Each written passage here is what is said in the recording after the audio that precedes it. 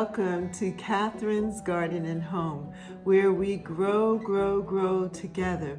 Well, today what I want to share with you are 5 easy, practical ways that beginning gardeners can discover their gardening style without feeling overwhelmed. We know that gardening can be difficult, especially if you're new to it. But what can really help you is to plan ahead and to think about what you want your garden to look like for this new year of 2026. That is why we're going to provide for you 5 easy practical ways to get started on this gardening path or your gardening journey.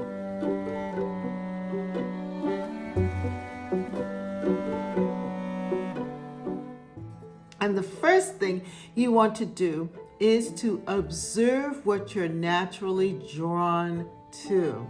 Observe what kind of garden do you naturally like and admire. When you walk by someone else's garden, what is it that sticks out to you and makes you want to respond to it? Like saying, "Oh, that's fantastic. I like that."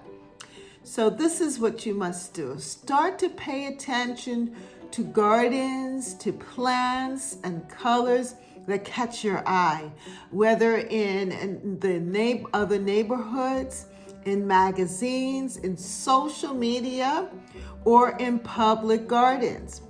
Notice if you prefer neat and structured beds or relaxed, overflowing plantings. Your preferences are often the first clue to your gardening style.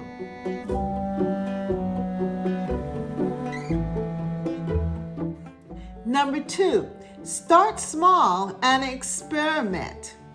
Begin with one garden bed or a few containers or a small corner of your yard. Try different types of plants. You might want to start with flowers or with herbs or vegetables and see what you enjoy growing and caring for the most.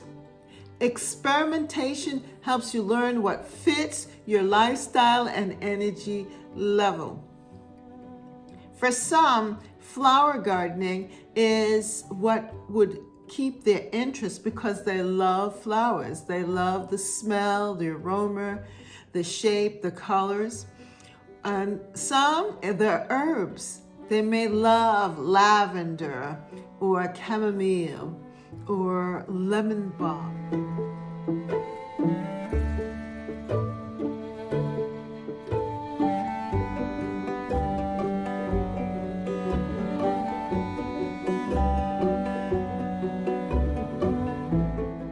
You may like the idea of growing your own herbs to add to your food, to use as teas, or for medicinal purposes.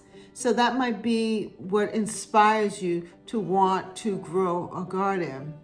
Or vegetables. Maybe you want to taste your own tasty tomatoes, or pick your own cucumbers, or even just wanting to have more greens and fresh greens in your dinners. So that might be the motivation to get you started with your small garden. And you can grow these items, flowers, herbs, and vegetables, in containers or in a small area in your garden. So starting small is not a bad thing.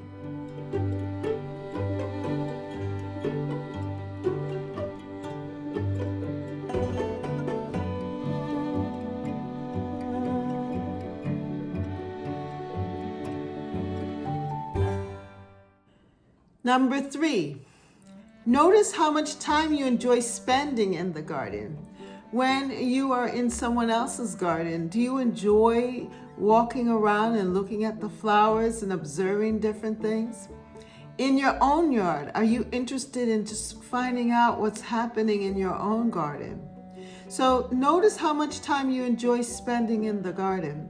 Some gardeners love daily tending, while others prefer low maintenance plants. So take note of how often you want to water and prune or deadhead. Your ideal gardening style should match the time you realistically have available. I love the cottage style garden because it's free flowing and I can tolerate weeds. Whereas some people love an immaculate garden. That means that requires more time and more effort. And if you're willing to do that, then that might be the type of garden that you would want to have.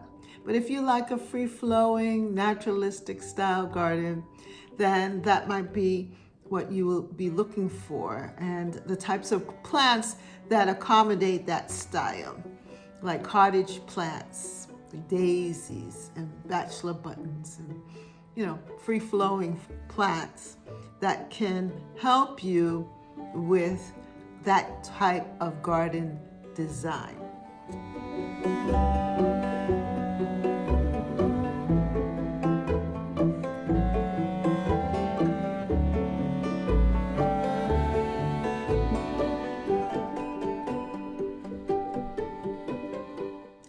Number 4, keep simple notes or photos or videos of your garden. Take photos throughout the growing season and jot down quick notes about what thrived, what struggled, and what brought you joy. I love that category. And you can just use any notebook, just create your lines and put down what thrived, what struggled, and what brought you joy. Because over time, patterns will emerge. Your favorite plants, your color choices, and garden layouts that feel the most rewarding.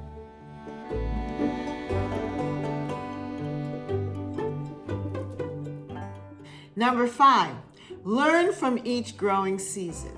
And that is why I provide for you these look backs or reviews of my garden, because that might inspire you to want to figure out what you want to do this year coming up. Every season teaches valuable lessons.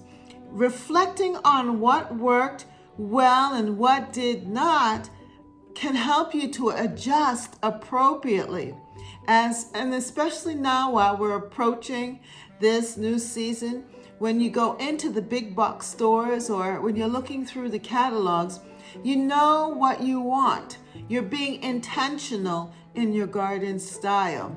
You are looking for things that you know that you want to do in your garden, that you want to see in your garden, that you want your garden to look like. Every season teaches valuable lessons. So this reflection on what worked well and what didn't, and adjusting your approach for this following year will be profitable to you. Your gardening style develops naturally as your confidence grows and your understanding of your space deepens.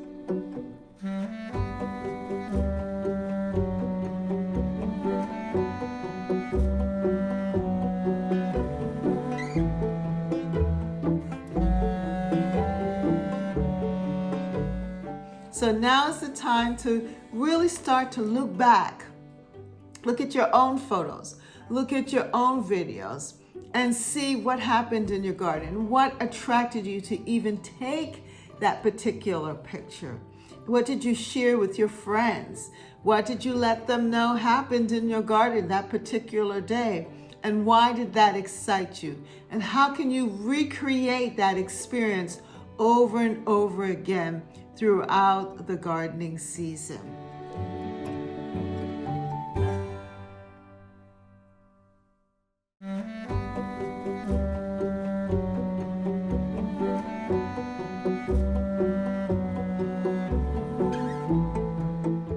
What did you enjoy sharing with your other people? Like, for example, when you got your first tomatoes, did you share them with others? Did others come to see them? when you were able to cook that particular meal? Did you feel proud telling them that these are fresh produce from my garden that you're eating? So all of that will encourage you to make the gardening season fun, interesting, and full of joy.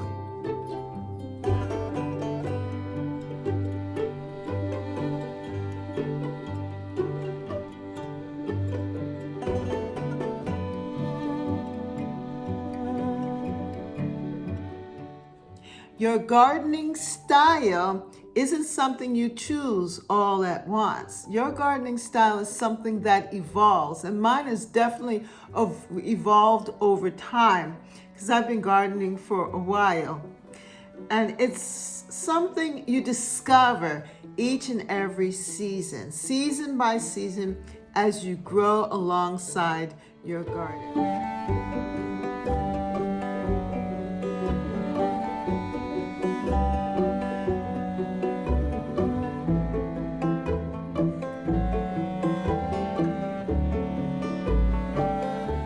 Your garden will become your sanctuary, your place of peace. It will become that place of joy because you've tended to it, you've loved it, you've made it yours, and it is a place for your creativity to come alive through color, through design. You can make it a painting, your own living painting.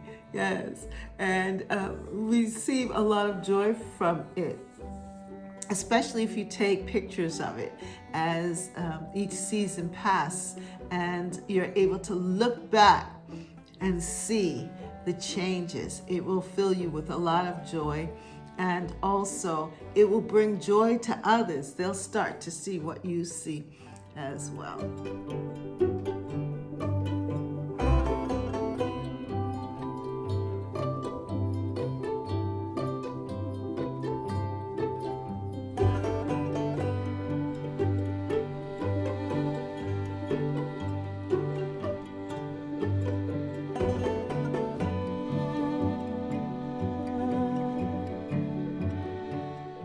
Season by season, the garden becomes a teacher. Spring reveals your patience and planning style, and summer shows how much maintenance you're comfortable with. Fall invites reflection on what worked and what didn't. And as your confidence grows, your preferences become clearer. Colors you love, plants you trust, and layouts that feel natural to care for.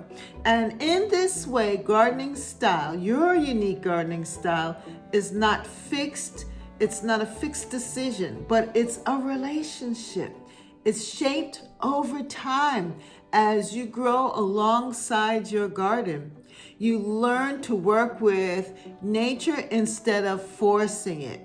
You allow nature to have its way. There will be some plants that are just going to thrive under your care, and yet there are others that are going to require a lot more work and effort, and then some that just won't work at all. So it is a growing relationship between you and your garden as you shape it and form it, and then it becomes your own unique style.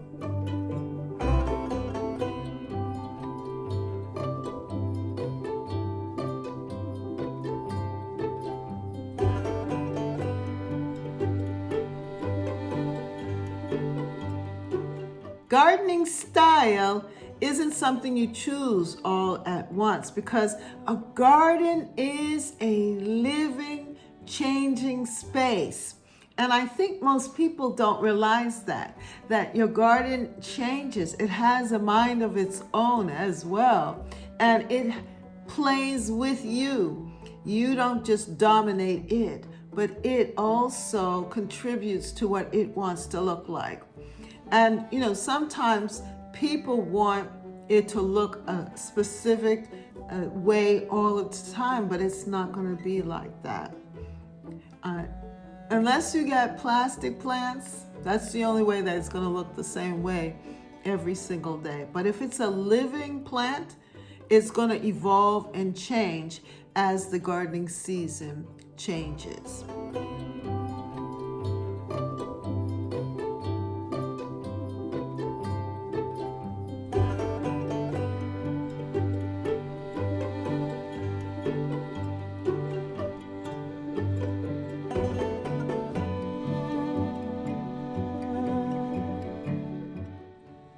And so will you change as the gardener. So each growing season reveals new lessons about the land, the climate, and your own preferences. And you learn a lot about yourself if you are patient, if you're willing to wait, if you are able to nurture and care for other things. Are you willing to put in the time? Your commitment, it will show up if you're committed to something or not, a particular plant, a particular process. And it will teach you how to be patient, how to work diligently, how to have faith and belief, and how to wait for things to come, for the harvest. It is really a learning experience. Growing a garden, it will help to develop you as a person. And you will see that it will not just make you change, but it will also make you grow in a way that is a lot more patient, a lot more relaxed, and you'll become a lot more peaceful with yourself and with others.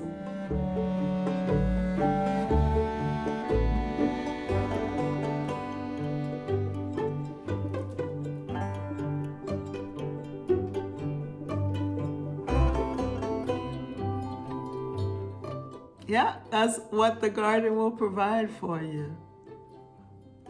As you grow alongside your garden, you're also going to discover how gardening fits into your life. Your available time, your physical ability, and emotional connection to the garden may shift from season to season and year to year. One year you may love tending a colorful, high-maintenance flower bed, but then another year you just don't have the time. You may prefer a more simpler, low-maintenance design, and that's fine too. Over time, your gardening style becomes a reflection of patience, observation, and wisdom gained through the experience. This gradual discovery builds your confidence and your ability to be resilient to change, and a deeper appreciation for the rhythms of nature, the rhythms of life. It makes you appreciate the rain, but then it also makes you appreciate the sun. So the changes that occur, instead of looking at them as something that causes a disruption, instead you will look at life more as an opportunity. It will give you the opportunity to change and adjust, to create something different, to experiment. You become someone who's more open to change rather than wanting things to stay the same, because your garden will never stay the same. It will always change year to year. You change, it changes, the weather will change, something will happen to change your garden. But your garden is consistently there to provide for you whatever you put into it, that you will get out of it. You will get a harvest. And I know that it will bring you a lot of joy.